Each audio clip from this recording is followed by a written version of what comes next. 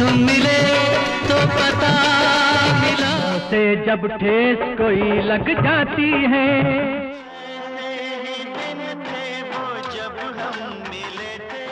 नमस्कार, बॉली मिथ देख रहे हैं आप। आपके साथ मैं हूं कृतिका सूर्यवंशी। साल था 1947। वक्त था भारत और पाकिस्तान के विभाजन का। इस दौरान महज साल भर के बच्चे के साथ एक परिवार पाकिस्तानी सीमा को लांघकर हिंदुस्तान आ गया। उस 1 साल के बच्चे का नाम था विनोद।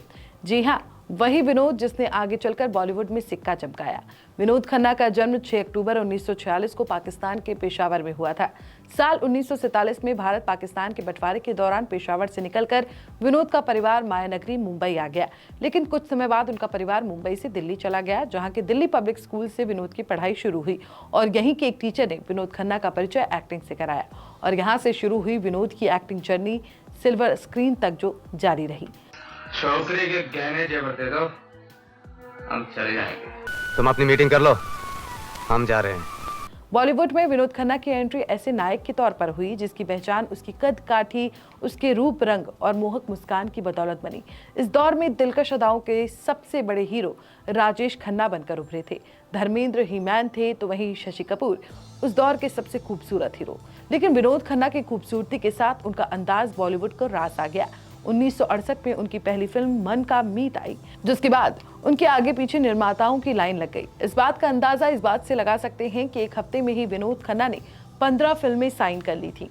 उन्हीं 15 फिल्मों में से एक फिल्म थी मेरा गांव मेरा देश, जिसमें उन्होंने डाकू जब्बर सिंह का किरदार निभाया, जिसे दर्शकों ने फिल्म से भी ज्यादा पसंद किया। डाकू जब्बर सिंह के रूप में विनोद खन्ना का किरदार इतना पसंद आ गया कि इसके बाद डकैत कथाओं पर फिल्मों का चलन शुरू हो गया। शोले जैसी फिल्म और डाकू गब्बर सिंह का किरदार इसकी एक मिसाल है। खलनायक के रूप में विनोद खन्ना को खूब शोहरत मिल रही थी। अदाकारी का ये रंग उन्हें पसंद नहीं था और अब बारी आई उनके विलन से हीरो बनने की। उन्हें हीरो का रोल 1971 में आई गुलजार की फिल्म मेरे अपने से मिला, जिसमें वो अलग तेवर के साथ दिखाई दिए। इस फिल्म ने विनोद खन्ना को फिल्म इंडस्ट्री में बतौर एक्टर स्थापित कर दिया। यहाँ तक कि विनोद खन्ना ने उस दौर में स्टार बन चुके अमिताभ बच्चन को टक्कर देते हुए रोमांस और एक्शन हर तरफ अपना सिक्का बनवाया था। हालांकि फिल्मों में अपने करियर के चरम पर विनोद खन्ना ने फिल्मी दुनिया की चकाचौंध को छोड़ दिया और 1975 में अचानक 2 बच्चे, पत्नी और फिल्मी करियर को छोड़कर शांति की खोज में चले गए। ओशो रजनीश के आश्रम में रहने के लिए वो अमेरिका चले गए।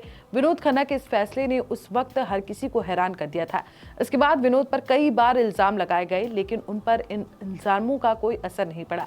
ओशो के आश्रम में वो ओशो के पर्सनल गार्डन के माली भी बने। वहां उन्होंने उनके टॉयलेट और जूठी थाली तक साफ की थी।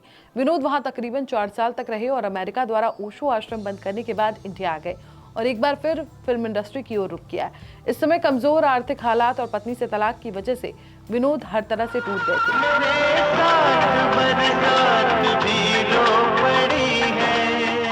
इसके बाद 1987 में विनोद ने फिल्म इंसाफ से फिर से बॉलीवुड में एंट्री की और दयावान, चांदनी, क्षत्रिय जैसी फिल्मों में बेहतरीन अभिनय से दिखा दिया कि उनमें अब भी कमाल की एक्टिंग की क्षमता है। और दोबारा फिल्मी करियर शुरू करने के बाद 1990 में उन्होंने कविता से शादी की। तो वहीं बॉलीवुड में अपनी एक्टिंग से लोहा मनवाने वाले विनोद का राजनीतिक करियर भी शानदार रहा। विनोद ने इस साल 1997 में बीजेपी के साथ अपने राजनीतिक करियर की शुरुआत की थी।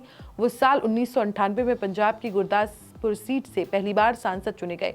आज़ादी के बाद से कांग्रेस के इस गढ़ से खन्ना लगातार 3 बार 1998, 1999 और 2004 में यहां से सांसद बने। हालांकि 2009 में वो यहां से हार गए, लेकिन 2014 में फिर से ये सीट उन्होंने बीजेपी की झोली में डाल दी। हालांकि उनके निधन के बाद हुए उपचुनाव में ये सीट कांग्रेस के पंजाब प्रदेश अध्यक्ष सुनील जाखड़ ने जीती थी। खन्ना अटल बिहारी सरकार के दौरान 2002 में केंद्र सरकार में संस्कृति और पर्यटन मंत्री भी रहे। अपनी फिल्मों की तरह उनकी राजनीतिक छवि भी काफी प्रभावी और मजबूत थी। फिल्म और राजनीति में अपनी तूती बुलवाने वाले विनोद खन्ना को कई अवार्ड से सम्मानित किया गया, जहां 1999 में उनको फिल्म फेयर के लाइफ टाइम अचीवमेंट अवार्ड से सम्मानित किया गया। तो वहीं 2018 में उन्हें मरणोपरांत भारतीय सिनेमा के सर्वोच्च पुरस्कार दादा साहेब फाल्के पुरस्कार से सम्मानित किया गया। हिंदी फिल्म जगत को एक से बढ़कर एक कई शानदार फिल्में देने वाले इस सुपरस्टार ने लंबे समय तक कैंसर से जंग लड़ी, जिसके चलते 27 अप्रैल 2017 को मुंबई के एचएन रिलायंस अस्पताल में उन्होंने अंतिम सांस भी ली। आपको बता दें कि विनोद खन्ना की पहली पत्नी गीतांजलि से विनोद खन्ना के 2 बेटे हैं, अक्षय और राहुल खन्ना, और उनकी दूसरी पत्नी कविता दफ्तरी से विनोद के एक बेटा और एक बेटी हुए, जिसका नाम साक्षी और श्रद्धा खन्ना है। अक्षय और राहुल खन्ना जहां बॉलीवुड में एक्टिव हैं, तो वहीं दूसरी पत्नी कविता खन्ना के बेटे साक्षी अभिनेता के तौर पर अभी अपना करियर शुरू नहीं कर सके हैं। फिलहाल के लिए मेरे साथ इस वीडियो में इतना ही। ऐसी ही और वीडियोस के लिए देखते रहें बॉलीवुड।